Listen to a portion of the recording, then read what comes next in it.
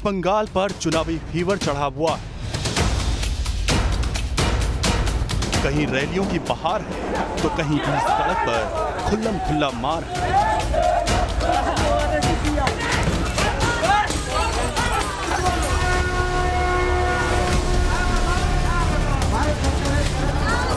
कहीं चुनावी स्टंटबाजी है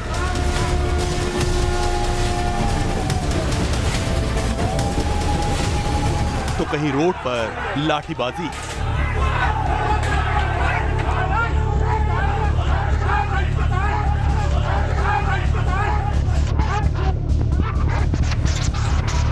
इस चुनावी बंगाल में मूर्तियों पर सियासत है और सियासत में उग रही मूर्तियां हैं। वोट की राजनीति में जबरदस्त हिंदू और मुसलमान हैं। कहीं बहुमत की आबादी का जोर है तो कहीं जनता के मुद्दों का शोर है। इसी चुनावी सियासत के बीच बंगाल में एक और मुद्दा जोर पकड़ता जा रहा है और वो मुद्दा है किडनैप जिहाद का।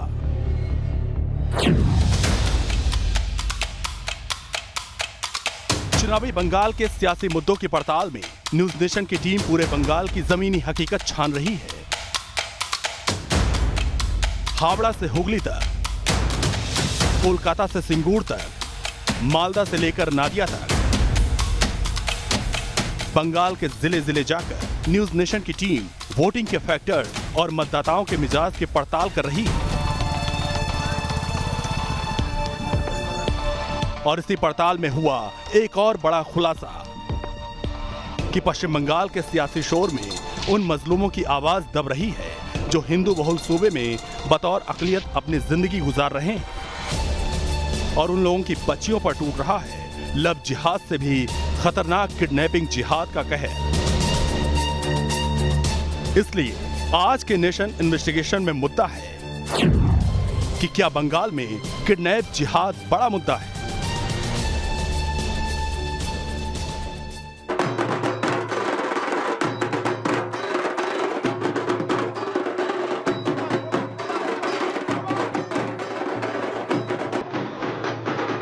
जिस पश्चिम बंगाल में नुसरत जहां जैसी मिसाल है,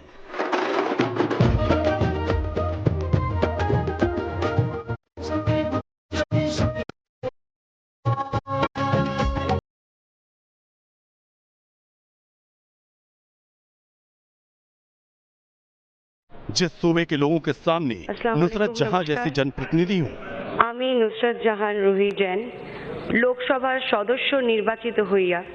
जहां मुस्लिम होते हुए भी नुसरत हिंदू नारियों की तरह श्रृंगार कर सकती हूं। जहां मुस्लिम होते हुए भी नुसरत दुर्गा पूजा से लेकर सिंदूर खेला तक के आयोजनों में जोशो खरोश से शिरकत करती रही हूं।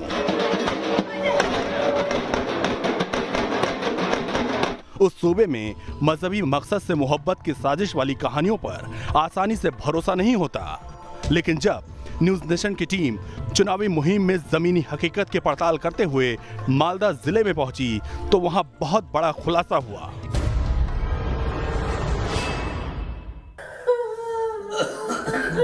इनकी अगवा बेटी के बारे में क्या पूछा, पूरा परिवार दहाड़े मार कर रो रहा था।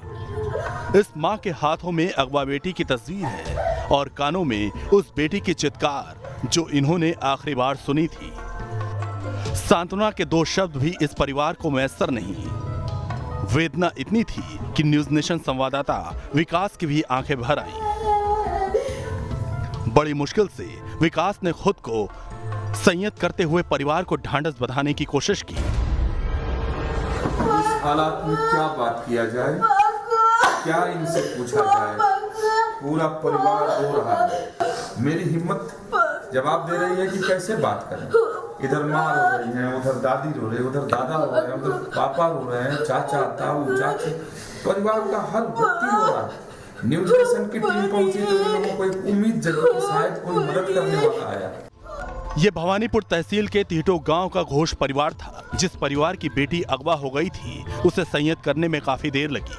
बातचीत करते करते पता चला कि बीए सेकेंड ईयर की छात्रा मोहित्री को मुस्लिम लड़कों ने डॉक्टर के घर से अगवा कर लिया था। पिता हैं साथ में, बात करते हैं। क्या शुभ नाम आपका? विश्वजीत घोष। क्या हुआ विश्वजीत जी, जरा बताइए। मेरी बेटी डॉक्टर के पास गया, ओखान থেকে भाग कर ले गया सोहेल राना शेख को। ये थोड़ी सी हिंदी में परेशानी है, लेकिन एक शख्स है, उनसे हम जानेंगे। ये माँ हैं जो रो रही हैं। आपके साथ डॉक्टर के पास गई थी मोहित्री? আমি টয়লেট থেকে বাহির আয়া আর আর পা দেখতে পাই না। ये बोल नहीं पा रही हैं, स्थिति आप देख सकते हैं कि ये डॉक्टर के पास लेकर गई थी चूंकि उसकी तबीयत ठीक नहीं थी मोहित्री की। क्या कह रहे, क्या मामला, जरा आप हिंदी में बताएं हमें। ये हमारा भाभी जी है। हाँ। वो मेरा बच्ची को लेकर डॉक्टर के पास गया था, वो मामून शेख के पास। वो डॉक्टर के पास गया, उसका दवाई दिया, वो खा लिया। यही अच्छा, उसके दवा में कुछ दी? क्या खाया वो मालूम नहीं। वो सोचा है हम दवाई खा रहे हैं, लेकिन दवाई नहीं उसमें। डॉक्टर के पास हो गई, दवा में पता नहीं क्या दिया, खाई, और फिर उसके बाद उसका किडनैप कर लिया गया, यानी वो होशो हवास में नहीं थी। उसके पास हमारा लोग थाना में गया था, करीमपुर थाना में। हमारा केस लिया नहीं वो लोग, हम लोग आ गया फिर। अच्छा, पुलिस आप लोगों की कोई मदद नहीं करती है? पुलिस সে কই মদত করে নেই, সমস্ত সব যা কিছু করেছে সব ওদের জন্য করেছে। মহুয়া মিত্র এখানকার সাংসদ, সে মানে ওদেরকে বলি রেখেছে, চাপে রেখেছে যে আমরা কিচ্ছু মানে ওদের কোনো রকম ক্ষতি না হয়। इनसे बातचीत में पता चला कि जिस डॉक्टर के क्लिनिक से उनकी बेटी अगवा हुई है वो आरोपियों के साथ मिला हुआ है और उसका तबलीगी कनेक्शन भी है। এখন বর্তমানে বৌমা নিয়ে গেছিল ডাক্তারের কাছে, ওই মামুন শেখ। ও কোরআন পাঠ করে, ওর কাছে ল্যাপটপ আছে, ও নিজামুদ্দিনের ঘটনা ও জানে, ও গিয়েছিল ওখানকার সদস্য। अच्छा, वो तबलीगी जमात वाला। हाँ हाँ, ওই अच्छा, ये वो जो मामून शेख है वो तबलीगी जमात वाला। हाँ हाँ हाँ। कमाल की बात है कि यहाँ भी जो मामला है वो तबलीगी जमात से जाकर मिलता है कि ये तबलीगी जमात के लोग पूरे हिंदुस्तान में इस लफ्ज़ जिहाद को और इस किडनैपिंग जिहाद को अंजाम दे रहे हैं। अफसोसनाक है कि अपहरण के बाद जब परिवार थाने में शिकायत दर्ज कराने गया तो थानेदार ने शिकायत दर्ज नहीं की। अगवा लड़की की मां का कहना है कि एक दिन उनकी बेटी का फोन आया तो बहुत ज्यादा रो रही थी और टॉर्चर किए जाने की बात कह रही थी। বললো যে বাবা আমি খুব ভুল করেছি, খুব অন্যায় করেছি, আর খুব কান্নাকাটি করছিল। আমি খুব চাপে আছি, আমি খুব কান্নাকাটি করছিল। মেয়ে খুবই কান্না করছে, ফোন টোন কিচ্ছু নেই মেয়ের কাছে। क्या कर रही है, क्या मतलब बताइए। हमारा लड़की उधर अभी बहुत कष्ट में है, उसका ज़बरदस्त करके रख के दिया।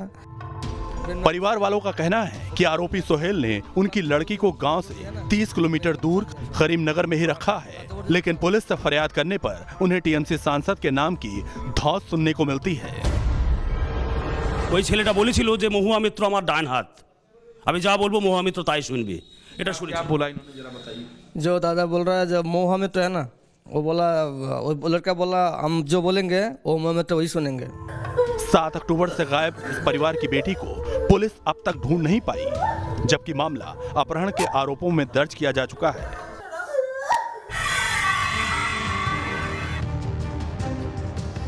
कालीगंज ब्लॉक में ये गांव मिला गोविंदपुर।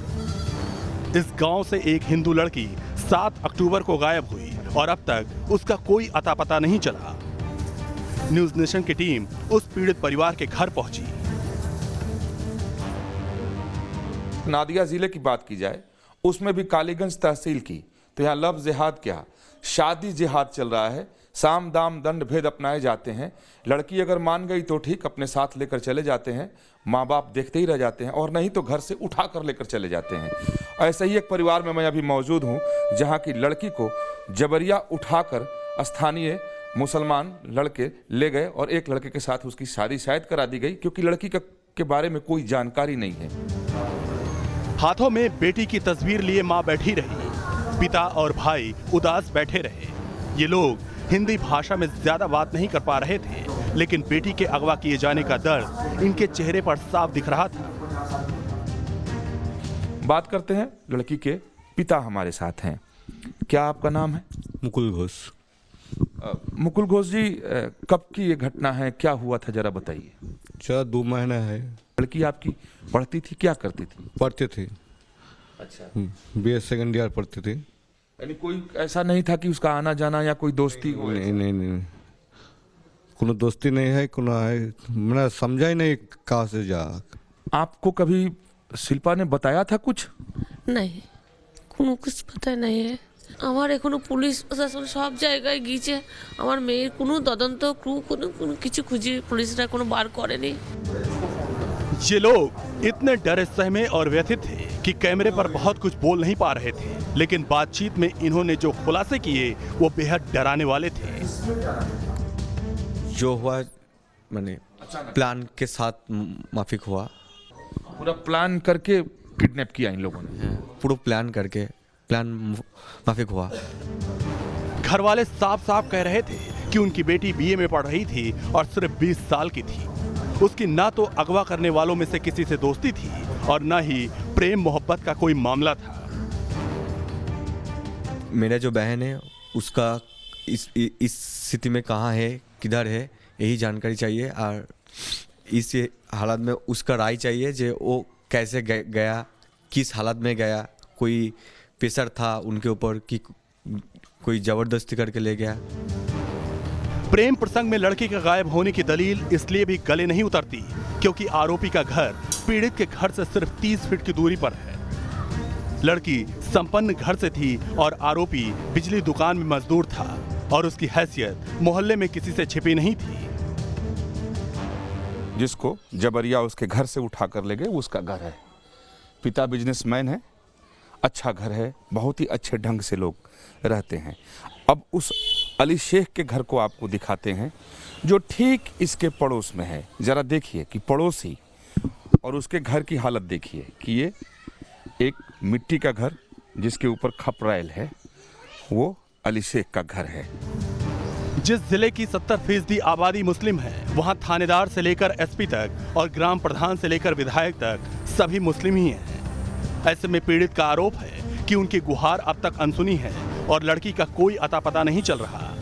लड़की के गायब होने के बाद जब इन लोगों ने पुलिस में शिकायत की तो सबसे पहले प्रेम प्रसंग का मामला बता दिया गया, लेकिन जब 3 महीने बाद भी लड़की का कोई सुराग नहीं मिला तो पुलिस ने 2 संदिग्धों को गिरफ्तार किया, लेकिन लड़की का कोई सुराग नहीं मिल पाया कि वो कहां है।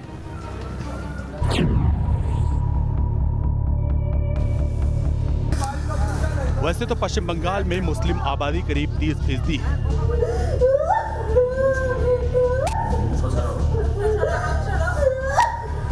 और इन सभी जिलों में से मालदा जिले से लड़कियों के गायब होने का मामला सबसे ज्यादा देखा गया। मालदा जिले में तो हिंदू लड़कियों को अगवा करके उसे लव जिहाद के नाम से छिपाने की साजिशें कितनी खतरनाक हैं, इसका अंदाजा लगाना भी मुश्किल है। खासकर भवानीपुर और कालीगंज की 2 केस स्टडीज सामने आने के बाद हमने पश्चिम बंगाल में लड़कियों की गुमशुदगी के आंकड़े खंगाले। एनसीआरबी के डेटा से पता चला है कि 2016 में पश्चिम बंगाल में 5,986 लड़कियां गायब थीं। 2017 में इनकी तादाद बढ़कर 6,131 हो गई। 2018 में यह संख्या 6,499 तक पहुंच गई और उसके बाद से शायद पश्चिम बंगाल ने एनसीआरबी को डेटा देना ही बंद कर दिया। और अगर मालदा जिले की बात करें तो हैरानी होती है क्योंकि 70% से ज्यादा मुस्लिम बहुल वाले इस जिले में मुर्शिदाबाद के मुकाबले 6 गुना ज्यादा लड़कियां गायब हैं जो 18 साल से कम उम्र की हैं। मुर्शिदाबाद से गायब लड़कियों की तादाद 38 है, जबकि मालदा में 227 नाबालिग लड़कियां लापता हो चुकी हैं। ये लड़कियां कहां गायब हो रही हैं, ये ना तो पश्चिम बंगाल सरकार बता रही है और ना ही पश्चिम बंगाल पुलिस। हिंदू लड़कियों को बहला फुसलाकर उन्हें प्रेम के नाम पर फंसाने और मुसलमान बनाने का एक और मामला हमें पता चला, जिसमें पीड़िता ने खुद अपने साथ हुए हादसे की कहानी बयान की। मैं लव जेल में फंस चुकी थी। एक मुस्लिम लड़का मुझे हिंदू नाम से भाग के ले गई थी, बाद में पता चला वो मुस्लिम है। मेरा नाम दिया था उन लोगों ने नरगिस। क्या नाम था उसका? अकबर अली था।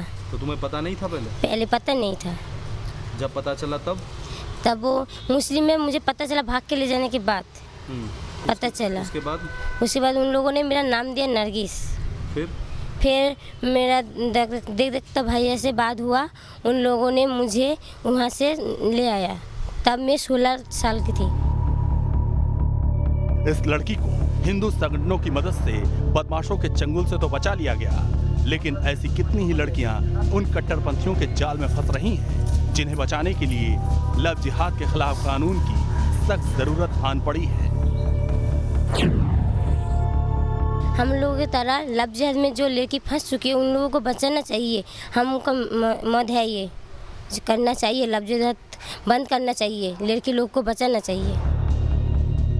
पश्चिम बंगाल के चुनावी माहौल में लव जिहाद का मुद्दा भी बड़ा मुद्दा बनता दिख रहा है, क्योंकि मध्य प्रदेश के बीजेपी नेता नरोत्तम मिश्रा बंगाल में भी चुनाव के बाद लव जिहाद के खिलाफ कानून बनाने का वादा कर रहे हैं। हम वैसा ही धर्म स्वातंत्र विधेयक, जिसको आप मीडिया के लोग लव जिहाद कहते हैं, हमारी सरकार बनेगी तो मैं आग्रह करूंगा वो कानून यहाँ भी आए। तो क्या पश्चिम बंगाल की जनता भी लव जिहाद जैसी मुसीबत को चुनावी मुद्दा मानती है? इसकी पड़ताल हमने बंगाल के अलग अलग शहरों में भी की। पश्चिम बंगाल में गांव-गांव में जो लव जिहाद जैसा चल रहा है, खबर आ रहा है, तो उसी का चलते ये आइन आना जरूरी है। वो बच्चे की माता पिता का जो दुर्दशा है, उसको सुधार करने के लिए, उसको सपोर्ट करने के लिए, वो बच्ची को वापस लाने के लिए कानून बहुत कमजोर पड़ जा रहा है। बंगाल में लव जिहाद कितनी बड़ी समस्या है और क्या ये चुनावी मुद्दा हो सकता है? इसकी पड़ताल में हमने पाया कि मुस्लिम बहुल जिलों में हिंदू खुद को प्रताड़ित महसूस कर रहे हैं। लड़कियों के अगवा करने या जबरन शादी करने के मामले भी थानों में दर्ज हैं। पुलिस पर ऐसे मामलों की लीपापोती के आरोप हैं। बीजेपी बंगाल में लव जिहाद को चुनावी मुद्दा बना सकती है, और अगर चुनावी मुद्दा नहीं भी है तो बंगाल में अगवा की जा रही हिंदू बेटियों और उनके परिवारों के साथ नाइंसाफी के आरोपों की जांच राज्य सरकार को गंभीरता से करनी चाहिए, क्योंकि कुछ एक मामलों में टीएमसी के नेताओं तक का नाम लिया जाता है। वीडियो जर्नलिस्ट सुमित सरकार के साथ विकास चंद्र, न्यूज़ नेशन, मालदा।